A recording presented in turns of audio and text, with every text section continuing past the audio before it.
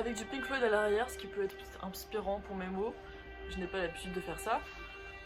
Parlons des autres. Parlons du volume de la musique aussi, qui est peut-être un peu trop parasitant pour ma tête. Mais qui est franchement agréable. Avec les bruits de voiture à l'extérieur.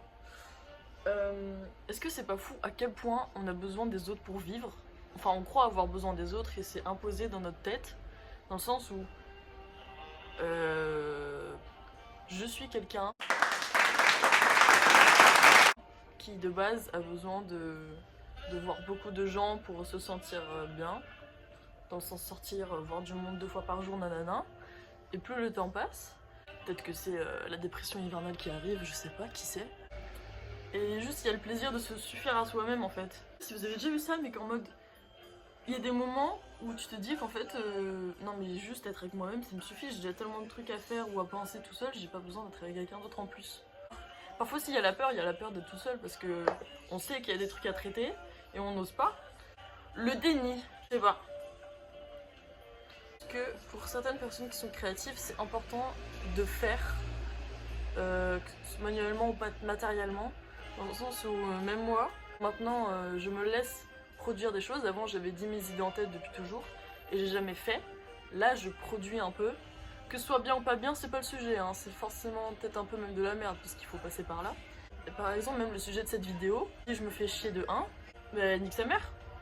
Genre si j'ai envie de poster une vidéo où je parle de il y a absolument rien d'intéressant et il y a aucun but, aucun chemin de début, milieu, fin, avec une morale à la fin, qu'est-ce qu'on s'en bat les couilles.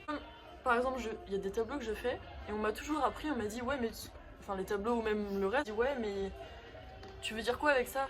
Enfin, genre bien sûr que c'est bien d'avoir un message à faire passer, mais peut-être que ma réponse elle est pas, enfin ma réflexion elle est pas claire là-dessus encore, mais il y a des trucs je me dis c'est pas nécessaire d'avoir une morale là-dessus. Parfois la morale tu te la trouves toi-même en tant que spectateur en dehors. Après ça fait très vraiment en mode je vous laisse la réponse à vous à la fin du film. Enfin bref ça fait très... Peut-être c'est la facilité mais c'est pas ce que je pense dans le sens où... Bah parfois on se fait juste kiffer. Parlons du réalisateur Gaspard Noé. Moi je le tiens un peu dans mon cœur ici. Même si ma vision elle est en train de changer parce que je grandis.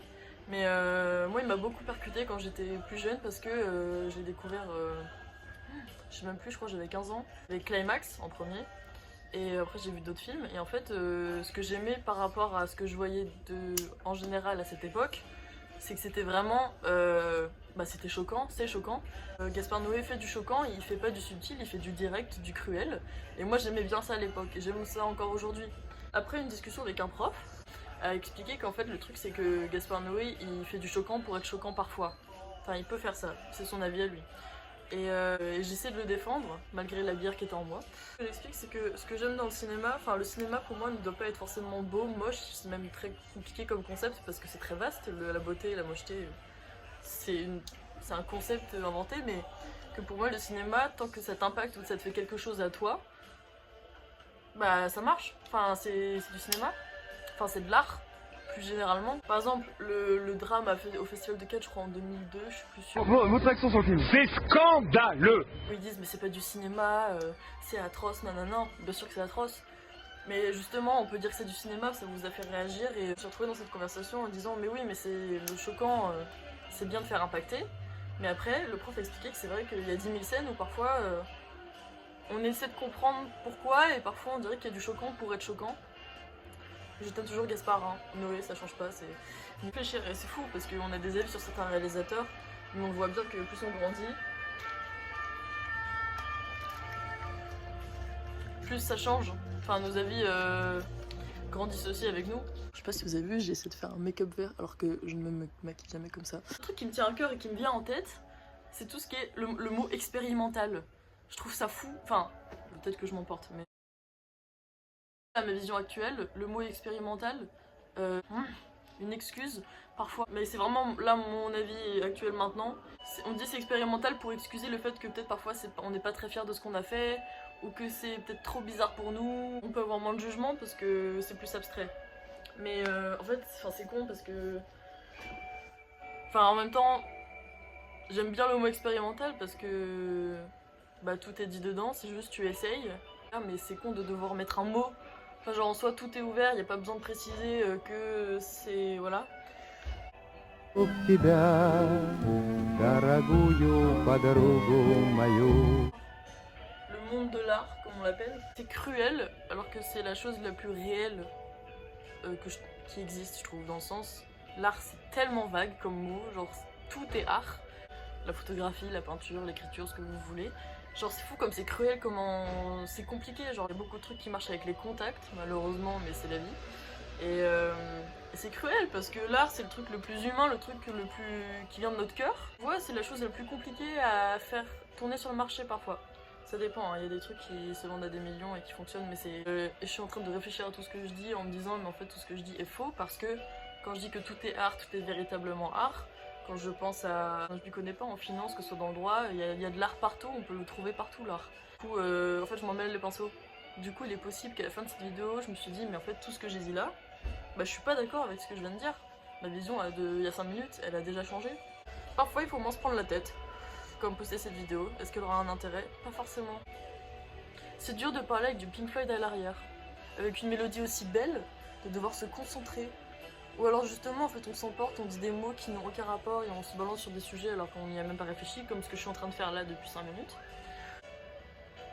L'ennui c'est bien, en fait un peu le but aussi de cette vidéo.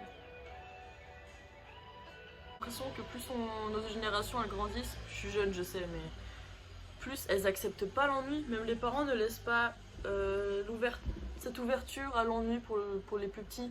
Alors, parce que c'est pas bien de toujours avoir... d'avoir toujours quelque chose sous la main, c'est bien de se retrouver vraiment seul avec soi-même.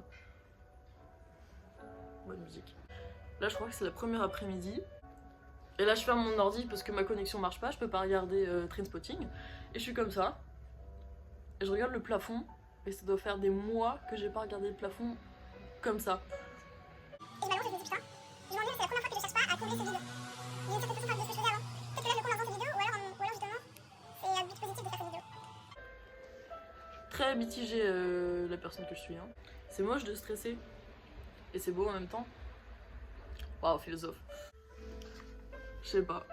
Je me dis que les gens qui vont tomber sur cette vidéo, s'ils l'écoutent, peut-être qu'ils vont se sentir moins seuls. Ce qui est dans le but dans beaucoup de choses qu'on fait.